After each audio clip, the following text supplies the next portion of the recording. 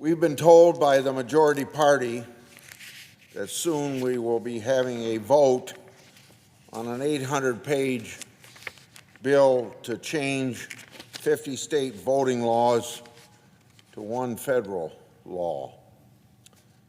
This bill is called the For People Act. It was compiled after the 2018 elections to call into question legitimacy of democratic elections for partisan political purposes. If it had been a serious attempt at legislating, there would have been some outreach to some Republicans, because it takes 60 votes, a bipartisan vote, to get anything through the United States Senate. In that process, there would have been consultation also with local elected officials,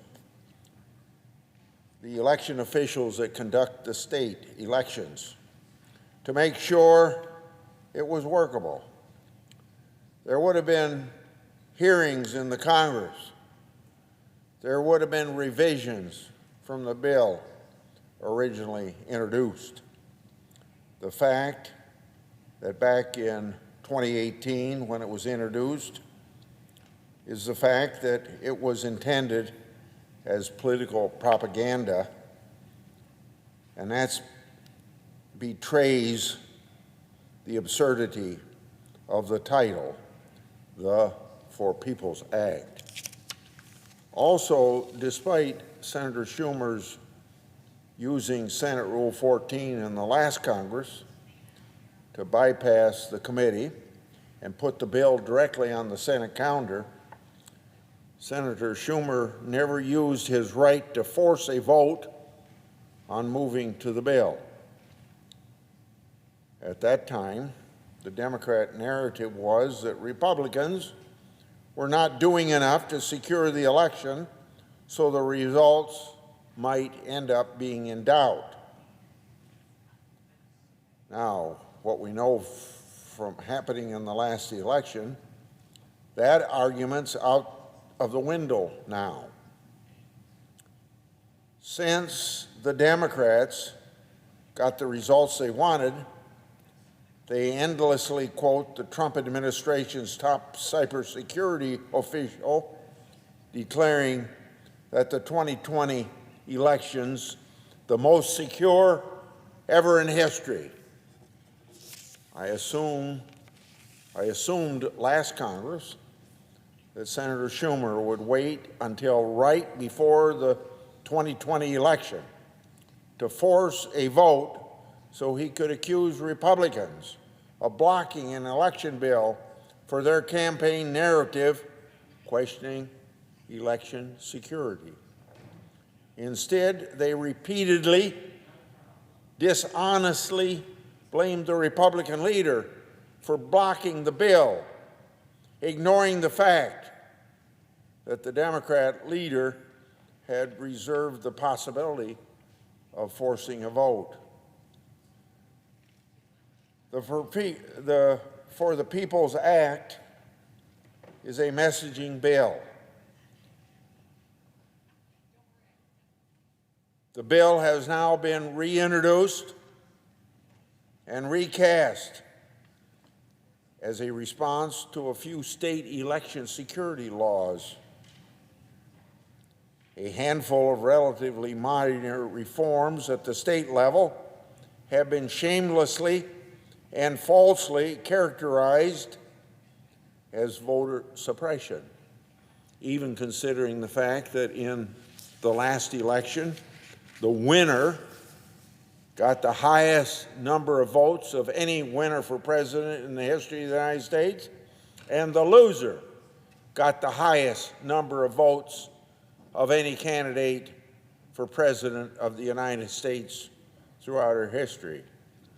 As I've mentioned before, the claim by some Trump supporters that a certain brand of voting machine switched votes, I pointed out that that was lifted entirely from the Democrats' 2004 playbook.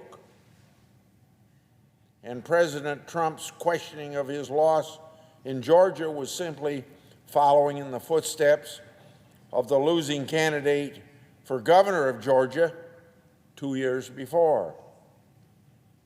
The Georgia Democrat lost by over 50,000 votes in 2018 and has never even bothered to try to prove voting irregularities on that scale.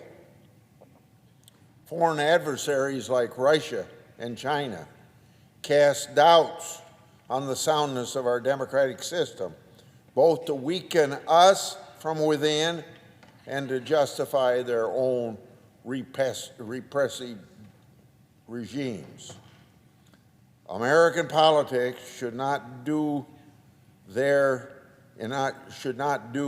these repressive regimes propaganda jobs for them, but too often we tend to be doing that.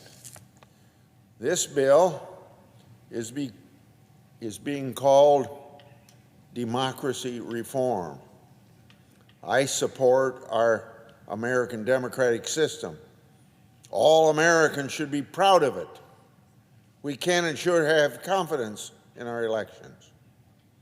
Our democracy does not need a fundamental rewrite because our democracy works. Let's stop casting doubt on American elections. Stop casting aspersions on the common sense election security measures supported by Americans of all backgrounds. Let's work together to boost the confidence of all Americans on our election.